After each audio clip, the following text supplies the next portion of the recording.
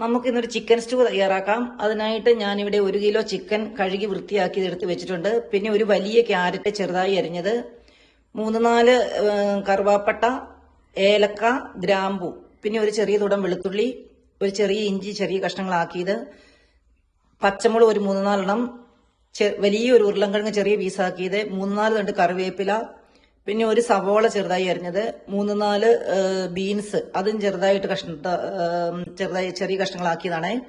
പിന്നെ വേണ്ടത് കുരുമുളക് പൊടി, ഉപ്പ്, കശുവണ്ടിപ്പരിപ്പ് അരിച്ചത്, തേങ്ങാപ്പാല്.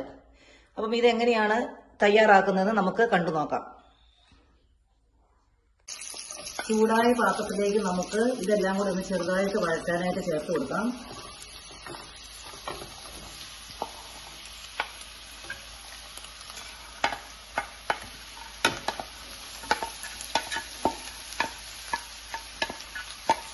ചെറുതായിട്ടൊന്ന് വഴറ്റി എടുത്തേച്ചാൽ മതി, ഒത്തിരി ആവണ്ട.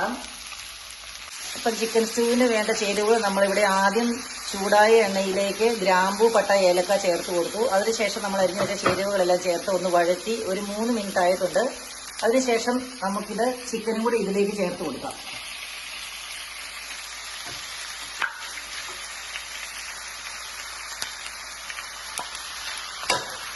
ഇതെല്ലാം കൂടെ നന്നായി ഒന്ന് യോജിപ്പിച്ച് മിക്സ് ചെയ്ത് നമുക്ക് വെക്കാം. എന്നിട്ട് ഇതൊന്ന്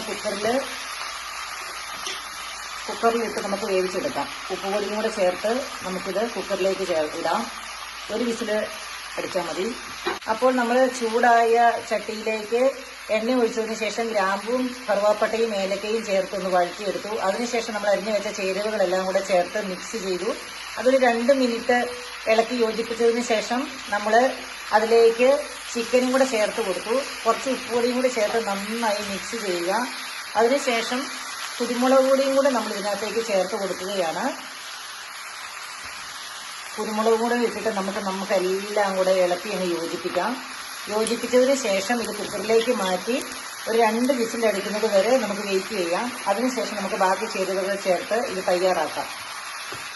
അങ്ങനെ നമ്മൾ ചേരുവകളൊക്കെ ചേർത്ത് കുക്കറിനകത്തേക്ക് ചിക്കൻ മാറ്റിയിട്ടുണ്ട്. അപ്പോൾ അണ്ടിപ്പരിപ്പ് നമ്മൾ ചേർത്തത് കുറച്ച് 2 ടീസ്പൂൺ അതിലേക്ക് ചേർത്തിട്ട് എല്ലാം കൂടെ മിക്സ് ചെയ്ത് ഒരു 2 വിസിലടിക്കുന്നത് വരെ നമുക്ക് വേവിച്ചെടുക്കാം. കുക്കറിൽ 2 വിസിലടിച്ചതിന് ശേഷം നമ്മുടെ ചിക്കനൊക്കെ ഇവിടെ റെഡി ആയിട്ടുണ്ട്. അപ്പൊ നമുക്ക് ബാക്കി ചേരുവകളും കൂടെ ചേർത്ത് ഇത് തയ്യാറാക്കാം. അപ്പോൾ നമ്മുടെ ചിക്കൻ സ്റ്റൂവിനുള്ള ചിക്കനും പച്ചക്കറിയൊക്കെ ഇവിടെ റെഡി ആയിട്ടുണ്ട്. 2 വിസിലടിച്ചതിന് ശേഷം നമ്മൾ ഓഫ് ആക്കി വെച്ചിട്ടുണ്ടായിരുന്നു. അതിലേക്ക് നമുക്ക് കശുവണ്ടിപ്പരിപ്പ് തേങ്ങാപ്പാലിൽ ചേർത്ത് ഒഴിക്കാം.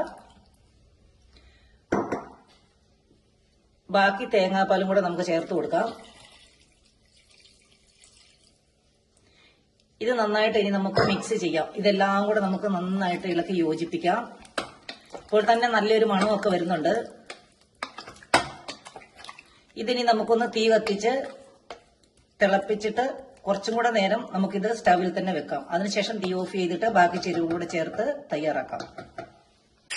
നമ്മളിവിടെ ചൂടായ ചീനച്ചട്ടിയിൽ എണ്ണ ചേർത്തതിന് ശേഷം കുറച്ച് കടുക് ഇട്ടു. കടുക് പൊട്ടി കഴിഞ്ഞപ്പോൾ ഒരു കുറച്ച് മട്ടേരിയും കൂടെ ചേർത്ത് കൊടുത്തിട്ടുണ്ട്. ആ മട്ടേരിയും കൂടെ പൊട്ടിയിട്ടുണ്ട്. അപ്പൊ നമുക്ക് ഇതിലേക്ക് ഇനി ചെറുതായി കണ്ടിച്ച മുളക് 2 കഷ്ണമാക്കിയതും കറിവേപ്പിലയും ചെറിയുള്ളി ചെറുതായി അരിഞ്ഞതും കൂടെ ചേർത്ത് ഈ കടുക് വറുത്തെടുക്കാം. നല്ല ടേസ്റ്റുള്ള ഒരു ചിക്കൻ സ്റ്റൂ ആണ് കേട്ടോ ഇത്. അപ്പൊ ഇതേ അടിപൊളിയായിട്ട് ഇതിവിടെ തിളച്ചുകൊണ്ടിരിപ്പുണ്ട്. തീ ഓഫ് ചെയ്തിട്ട് നമുക്കിതും കൂടെ ചേർത്ത് കൊടുക്കാം ഇതിലേക്ക്. ചിക്കൻ സ്റ്റൂ അങ്ങനെ ഇവിടെ റെഡി ആയിട്ടുണ്ട്. കടുകൊക്കെ വറുത്ത് നല്ല കുറുകുറാന്നുള്ള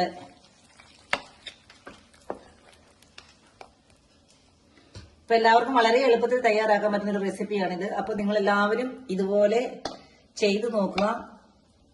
ഇത് ഇഷ്ടമായെങ്കിൽ എല്ലാവരും എന്റെ ചാനൽ ഒന്ന് സബ്സ്ക്രൈബ് ചെയ്യുക, ലൈക്ക് ചെയ്യുക, ഷെയർ ചെയ്യുക. Okay, thank you.